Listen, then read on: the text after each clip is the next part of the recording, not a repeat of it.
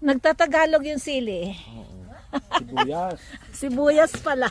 Eto, namimitas kami ng sibuyas. Ay, sibuyas. Sili. Yan ang gusto ko sibuyas, yung matamis-tamis sa ano, sa takwat baboy. O, ito na yung pinas mo, kuya. Ito magpampa.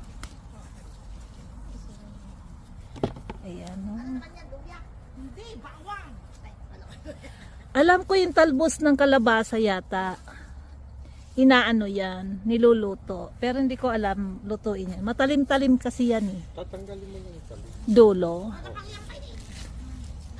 Namumulaklak pa, kailangan to diligin ng todo. tapos yun yung alukbati na sinasabi ko. Kapag tanim ko lang Ayan, yan, oh. nagkuhan siya. Dapat kami, I know. Buka niya, may kumakain. Tatakal kalungan, kaya ako masidaan. No, you should have said that it's kind of like late. Oo, dapat tinatanggal mo doon, hindi pa na, ano. Kinakain ba ang dahon nito? Ayan o, kalabasa. Wala na siya.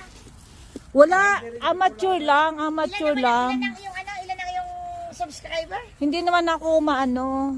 Amateur lang ako. Lahat naman nag-i-start sa amat. Oo nga naman. Pag Hanggang sa kumita maging na, singer ka na, professional di ba? Professional. Professional, Yung profe. mga nyo pag nag-end na ng taon, isay ka? Yeah, we put it in compost and we put it here after. Kaya healthy sila. O, kaya healthy. Can I have someone you tinggal it? Nasa mga dahon. Oo, ilagay ko sa freezer, yung pang sigang.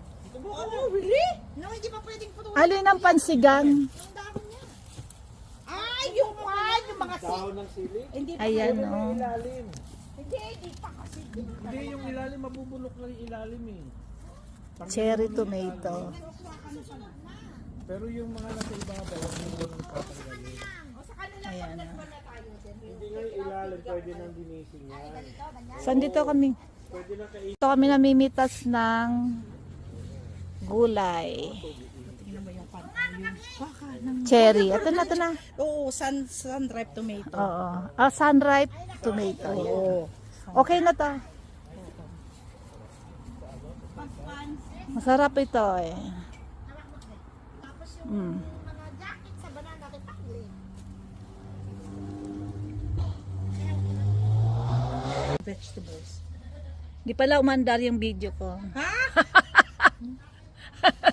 Ito oh, yan oh. Eggplant. Gusto mo ng pan, ng basil? May basil ako. Di, okay na. Kailangan ng ano no, no? Tubig. Oo. Yan. Mag Dilig, ano. Gan Yan, ito yung napitas naming sili. Sa aking friend's backyard. Ayan. So, in-invite niya kami na mamitas ng sili. From her garden. So, ito na nga, siling green. Sili para sa sinigang. Ayan. If you wanna cook bone soup or fish soup. Ayan. So, ito na yung napitas naming sili. Green pepper.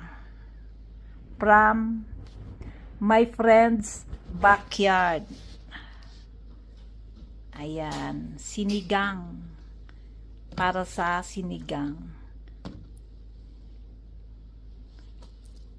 Tara, panoorin nyo kung paano kami mamitas ng sili.